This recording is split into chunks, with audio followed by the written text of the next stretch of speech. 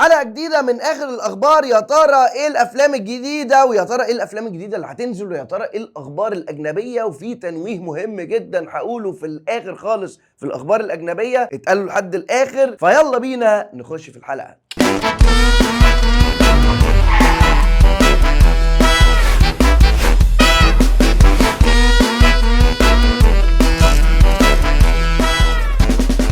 اهلا مسا عليكم، انا احمد كمال بتاع افلام. نبتدي دلوقتي بالاخبار المصريه اللي فيها اعمال كتيره جدا مهمه بتتعمل خلال الفتره اللي جايه. ونبتدي دلوقتي باكتر واحد او اكتر ممثل عايش حاله نشاط فنيه عاليه جدا، بسم الله ما شاء الله. وخبر كمان هنقوله عنه وهو الفنان هشام ماجد. هشام ماجد مبدئيا كده فيلم برشامه بسم الله ما شاء الله دلوقتي بقى رقم 2 في اعلى ايرادات في تاريخ السينما، وتعدى فيلم سيكو سيكو. وعايز اقول لكم ان هو بعد الارقام دي وهو دلوقتي داخل على 199 مليون جنيه مصري. ده كمان في وقت اللي كان فيه السينما كانت بتقف عند الساعه 7، يعني ما كانش فيه حفلات من بعد الساعه 7، ولكن برضو تخطى الايرادات وصل او خلاص داخل على مشارف ال 200 مليون جنيه. وهيبقى كده تاني فيلم في تاريخ السينما يحقق اكتر من 200 مليون جنيه، وهيجي على طول بعد اولاد رزق الجزء الثالث. وانتوا طبعا عارفين ان هشام ماجد عامل دويتو هايل جدا ما بينه وما بين خالد وشيرين دياب. عملوا مع بعض مسلسل اشغال شقه الجزء الاول والثاني، ونجح نجاح جامد جدا. ولما تعاونوا مع بعض كفيلم سينمائي، الفيلم حقق تاني اعلى ايرادات في تاريخ السينما المصريه.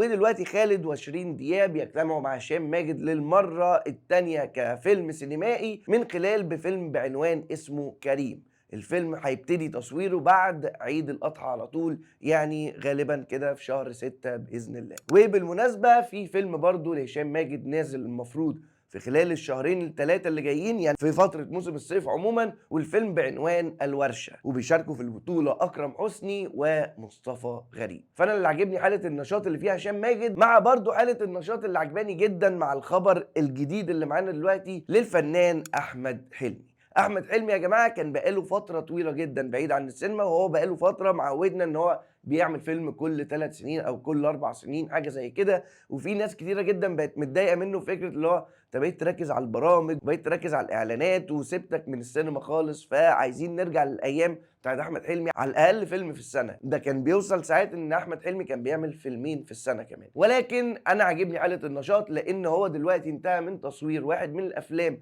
اللي انا مراهن عليها وبقوه السنه دي باذن الله، والفيلم اسمه اضعف خلقه. الفيلم من اخراج عمر هلال اللي اخرج فيلم فوي فوي فوي. فتعاون احمد حلمي مع مخرجين شباب دي حاجه تدي امل كبير جدا، وخاصه ان احمد حلمي بيراهن جامد جدا على الفيلم ده، لانه الفيلم ده من نوعيه الافلام اللي احنا بنحبها لاحمد حلمي، اللي هو جو عسل اسود او من نوعيه الافلام الدارك كوميدي عموما. وبعد انتهاء تصوير فيلم اضعف خلقه، احب اقول لكم ان احمد حلمي هيبتدي تصوير فيلمه الجديد وهو بعنوان حدوته. وبيشاركوا في البطوله خالد الصاوي اللي اشتركوا مع بعض قبل كده في كده رضا، وكانوا عاملين دويتو هايل. والفيلم من اخراج مازن اشرف، وغالبا خالد الصاوي طالع بدور الفيلن اللي هيبقى ضد احمد حلمي في الفيلم. اما من اهم الاخبار اللي ناس كتيره جدا عماله تدي تعليقات كتيره قوي قوي قوي، لان هي حاجه الواحد ما كانش ممكن يتخيلها الصراحه، وهو مسلسل احمد عز الجديد اللي هو من انتاج هيئه الترفيه. والمسلسل مش هينزل في الموسم الرمضاني، هينزل اوف سيزون عموما. ليه ناس كتيره جدا عماله تتعجب من الموضوع؟ لان مبدئيا مسلسل امير زي ما انا قلت لك من بطوله احمد عز، وبيشاركوا في البطوله أمينة خليل، مريم أوزرلي اللي هي كانت هيام في حريم السلطان، وأيضا آية سماحة، ومين بقى كمان؟ بيدرو ألونسو، أكتر شخصية مفضلة بالنسبة لي في مسلسل لا كازا دي بابيل، وهو شخصية برلين. هيبقى الفيلن ضد احمد عز في الفيلم، فدي حاجه مشوقه جدا مبدئيا. وايضا الفيلم من اخراج المخرج ستيفن هوبكنز. ستيفن هوبكنز ده بالنسبه لي ايه الافلام اللي انا بحبها له او شفتها قبل كده، وكانوا من الافلام اللي انا كنت بحبها في التسعينات. واحد من ضمنهم فيلم اللي نزل سنه 96 اسمه ذا جوست اند ذا داركنس، وكان بيجي كتير جدا على ام بي سي 2. والفيلم من بطوله فال كيلمر ومايكل دوغلاس. وبرده من الافلام اللي انا بحسها اندر ريتد ليه جدا جدا جدا فيلم بريديتور الجزء الثاني. هتقول لي ليه اندر ريتد؟ لان كل الناس لما بتفتكر بريديتور بتفتكر ممكن الاجزاء الجديده اللي فيها سي جي اي كتير والكلام ده، والين فيرسس بريديتور والكلام ده. وطبعا بيفكروا في الاوريجينال فيلم اللي هو كان من بطوله ارنولد شوارزنيجر، اللي هو يعتبر عمر بالنسبه لي طبعا هو المفضل، ولكن الجزء الثاني ده بحس الناس كتيره قوي ما بتتكلمش عنه برغم ان هو فيلم حلو جدا. يعني أنا حتى لو اتفرجت عليه لما كبرت دلوقتي لا ما بتضايقش منه خالص. والفيلم كان من بطولة داني جلوفر اللي هو كان طبعا شريك ميل جيبسون في سلسلة افلام ليثل ويبن، وهو برضو اخرج الجزء الخامس من سلسلة افلام A Nightmare on the Elm Street، طبعا الشخصية الايقونية فريدي كروجر، وده كان الجزء الخامس من الفيلم بعنوان ذا دريم شايلد. انا الصراحة بحب السلسلة دي، ولكن الجزء ده مش من مفضلين بالنسبة لي الصراحة. وطبعا شفنا صور كتير اليومين دول ان هم بيصوروا خلاص دلوقتي المسلسل، وايضا شفنا صور لاحمد عز وياسمين العبد، فياسمين العبد برضه هتشترك في مسلسل الامير. اما الخبر الجديد اللي معانا ان عصام عمر حاليا بيصور فيلمه الجديد، وانا قلت قبل كده ان هو وافق على بطولة فيلم، ولكن هو حاليا بيصور فيلم بحر، وبيشاركوا في البطولة آية سماحة وايضا الرابر المشهور فليكس. والفيلم كان المفروض هينزل في عيد الاضحى القادم، ولكن شكله هيتأجل يعني لقدام شوية، وغالبا هيبقى في موسم الصيف برضه، لان عيد الاضحى ده انتوا عارفين وهيبان دلوقتي. مبدئيا كده الاسبوع اللي جاي نازل فيلمين، فيلم الكلام على ايه من بطولة احمد حاتم، آية سماحة، مصطفى غريب، دنيا سامي، حاتم صلاح، جيهان الشماشرجي، وسيد رجب، وانتصار. الفيلم ده انا يعني انا حاسس ان الفيلم ده هيعجبني جدا، حاسه ان هو واخد من روح فيلم ثقافي او نوعيه الافلام دي، فانا الله اعلم بقى هنخرج منه الاسبوع الجاي ونقول ايه الكلام. وايضا في نفس اليوم هينزل فيلم المنتظر من فتره طويله جدا، اللي انا برضو براهن ان ده بالتاكيد هيبقى افضل افلام محمد رمضان، بس دي سهله جدا انك تعملها، ولكن انا متاكد ان الفيلم ده هيبقى واحد من اهم الافلام اللي نزلت السنه دي، وممكن يبقى من اهم الافلام اللي هتنزل عموما. فيلم اسد من اخراج المخرج العالمي محمد دياب، وبيشارك في البطوله مع محمد رمضان، ماجد الكدواني. لقاء منتظر انا عايز اشوفه جدا من فتره طويله. وبمناسبه محمد رمضان عايز اقول لكم ان انا عاجبني الشيفت اللي عامله محمد رمضان ده. فكره ايه؟ لسه عامل حفلاتي وعامل دنيتي وكل الحاجات دي اللي بتعمل شعبيه كبيره جدا، ولكن هو عمل شيفت كبير جدا في اختياره للادوار. مبدئيا ان هو يقعد سنتين بيعمل فيلم اسد ومركز فيه جدا، ومش منشغل عن اي حاجه كافلام او مسلسلات عشان يعمل الفيلم ده، ومع مخرج تقيل جدا زي محمد دياب، فدي حاجه تحترم. ومحمد دياب شكر فيه كمان في البودكاست اللي قاله ان هو كان بروفيشنال جدا في الفيلم وكل الكلام ده. والبودكاست اللي انا سمعت فيه محمد دياب بيقول كده كان بودكاست من تقديم المؤلف والسيناريست وائل حمدي. فاختياره بقى ايه؟ يعني هو قال فتره ان هو هيعمل مسلسل في رمضان 2027، بعد كده قال لا مش هعمل 2027، بعد كده قال لا انا هعمل ده. المهم رسميا دلوقتي مسلسل محمد رمضان الجديد هينزل في موسم رمضان 2027 من اخراج سامح علاء ومن تاليف المؤلف احمد مراد، اللي بقاله فتره طويله جدا ده اول عمل يعمله بعيد عن مروان حامد. فدي حاجة محمسة جدا نشوف محمد رمضان واحمد مراد هيعملوا مع بعض ايه، وهنشوف رمضان 2027 مسلسل محمد رمضان هيبقى برضو شيفت كبير جدا، وهيبقى نقلة مختلفة ليه في الدراما ولا لا. وبمناسبة مسلسلات رمضان حتى الآن الأخبار اللي بتتقال إن يوسف الشريف يتعاقد على مسلسل جديد في رمضان 2027 هيبقى من نوعية المسلسلات الرعب تشويقي. انتوا عارفين ان انا فان ليوسف الشريف، فمنتظر وبقوة هيعمل ايه السنة الجاية. برضو من ضمن الأخبار اللي أنا سمعتها، سمعت إن أحمد مكي بيصور حاليا مسلسل جديد، ولكن غالبا مش هينزل في الموسم الرمضاني، هينزل على منصة عموما اوف سيزون. وسمعت برضو ان مسلسل مش كوميدي، يعني هيبقى بعيد عن الكوميدي شويه. اما اخر خبر معانا كاخبار مصريه يعني، والاخبار الاجنبيه قليله جدا، والتنويه المهم اللي انا منتظره، ايوه انتظرني لحد الاخر للحاجه دي ويبقى افتكرني لعشاق افلام الرعب عموما. اول حاجه قبل ما ننهي الاخبار، محمد امام يستأنف تصوير شمس الزناتي. ده اكتر خبر ممكن يكون اتقال في حلقه الاخبار بتاعتنا، ان احنا كل شويه فيلم شمس الزناتي يتعمل منه شويه ويتصور منه شويه، بعد كده يقف كده، يقف فتره طويله جدا سنه كده يستأنف، بعد كده يقول لك خبر محمد امام يستأنف فيلم شمس الزناتي. اتمنى ده يبقى اخر مره يستأنف فيلم يعني شمس الزناتي، ونشوف الفيلم هيوصل بينا لايه بعد كل اللي حصل فيه ده. اتمنى ان هو يبقى حاجه تليق باسم فيلم شمس الزناتي من بطولة الزعيم عادل إمام. وفي نفس الوقت محمد إمام انتهى من تصوير، وابتدى تيزر صغيرة كده تنزل في السينمات لفيلم صقر وكناريا من بطولته هو وشيكو. المفروض ان هو بيتقال ان هو هينزل في العيد الكبير، ولكن الله اعلم، كده كده هينزل في الموسم الصيف، وموسم الصيف خلاص بقى طويل وهينزل فيه افلام كتيرة جدا.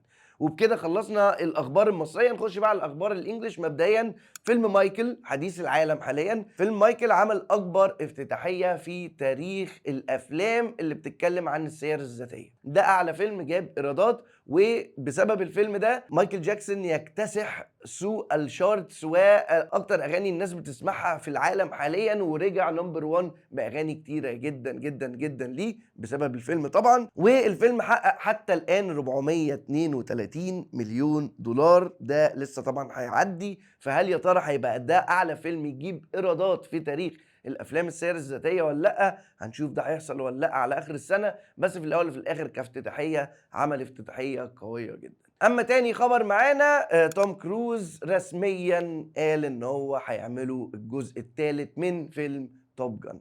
توب جان طبعا الجزء الثاني نزل كسر الدنيا وحقق اعلى ايرادات في السنه، وكان بسببه ناس كتيره قوي قالوا ان توم كروز هو السبب لرجوع الناس للسينمات من بعد طبعا جائحة الكورونا. فكان ليه الفضل ده. فبسبب الإيرادات دي برضو بسبب ان ناس كتيرة جدا عجبهم الفيلم في جزء ثالث للفيلم ده. ولكن الاختلاف المرة دي ان كريس ماكوري اللي هو كان بيعمل معاه اغلبية الافلام ميشن امبوسيبل اللي فاتت وتوب جان برضو الجزء الثاني وكل الافلام اللي فاتت دي، غالبا هم شدوا مع بعض بعد اخر جزئين من فيلم ميشن امبوسيبل. دي اشاعات بتتقال بره يعني ان هما الاثنين دلوقتي شدوا مع بعض، وتوم كروز ما كانش عاجبه اخر جزئين من فيلم ميشن امبوسيبل. ودول كانوا يعتبر كان يعني توم كروز كان عنده امل ان هم يجيبوا ايرادات عاليه جدا. هم جابوا ايرادات عاليه بس مش ده اللي كان متوقع تماما من اخر جزئين لميشن امبوسيبل. فهو ابتدى دلوقتي يشوف مخرجين تانيين، وفي مخرجين عامه خلاص اختارهم وهم دول اللي هيمشوا معاه خلال ال5 6 سنين اللي جايين لحد ما يحصل كلاش ما بينهم يعني عموما. ونيجي بقى لاخر حاجه في الحلقه وهو التنويه. بص، ارجعوا عندي كده غالبا من 6-7 شهور او حاجه زي كده، هتلاقوا عندي بوست على الانستجرام كاتب منزل كده بوستر اسمه اوبسيشن. خلاص، فيلم اسمه اوبسيشن. قلت الفيلم ده يا جماعه لما هينزل هيقلب الموازين الرعب، هيعمل ضجه غير طبيعيه. اهو الفيلم لسه ما نزلش والحلقه اهي، الفيلم اهو يعني اهو دلوقتي في خلال نزول الحلقه انت مش سامع عن فيلم اوبسيشن ده خالص. الفيلم اللي هينزل الاسبوع الجاي بره عادي صح، وغالبا الفيلم مش هينزل هنا عندنا يعني، بس يعني الله اعلم، الله اعلم هينزل هنا ولا لا. بس الفيلم ده انا مراهن عليه بقالي من 6-7 شهور. اوكي، الفيلم خلاص نازل الاسبوع الجاي، مش عارف بقى هينزل سينما هنا ولا لا. لو ما نزلش هنا هتنتظر، خلاص بقت الافلام كلها اخرها شهر، بيبقى اخرها شهر والفيلم بينزل صوره وكواليتي نضيف جدا. فافتكروا كلامي يا جماعه، الفيلم ده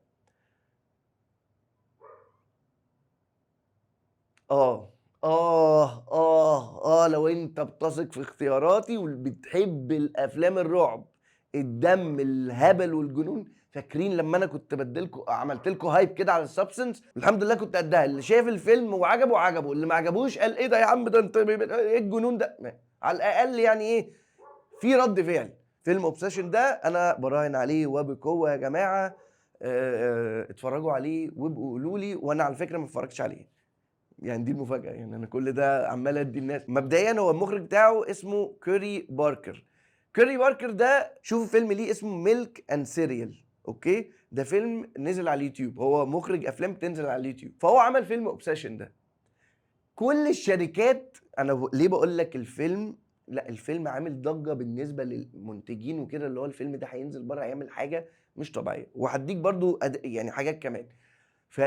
يعني المنتجين اول ما شافوا ان الفيلم ده يعني معروض لسه ما فيش منتج اشتراه، كل المنتجين اتخانقوا على الفيلم ان هو ينزل ويبقى تبعهم. تمام، ده مبدئيا. وبعد ما اتعرض في المهرجانات السنه اللي فاتت، ردود افعال في يوتيوبرز من بره، هم ممكن يكون عندهم سبسكرايبرز قليله جدا بس اثق في ارائهم بطريقه غير طبيعيه. هم خارجين من الفيلم بيقولوا الفيلم ده ممكن يكون من ارعب الافلام اللي الواحد شافها في حياته، ومن امتع الافلام اللي الواحد شافها في حياته، ومن اكتر الافلام المجنونه اللي الواحد شافهم في حياته.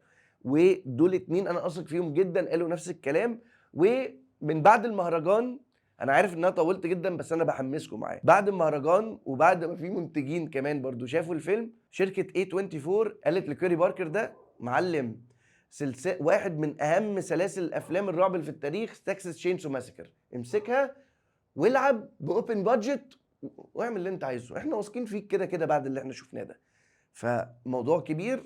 إن شاء الله يعجبكم وإن شاء الله يعجبني، بس بإذن الله أنا متأكد إن أنا باحب النوعية دي من الأفلام جدًا، فهيعجبني بإذن الله. وبس ده اللي أقدر أقوله لكم يا بتوع أفلام على حلقة أخبار النهارده، ونيجي عند سؤال الحلقة: إيه أكتر خبر متحمس ليه جدًا؟ وإيه أكتر فيلم أنت متحمس له السنة دي عمومًا؟ سيبوا لي رأيكم تحت في الكومنتات وهارُد عليكم زي ما إحنا متعودين على طول. وفي نهاية الحلقة بتوع أفلام أتمنى طبعًا لايكات كتيرة وشيروا الحلقة دي في كل حتة، وأحلى مسا عليكم.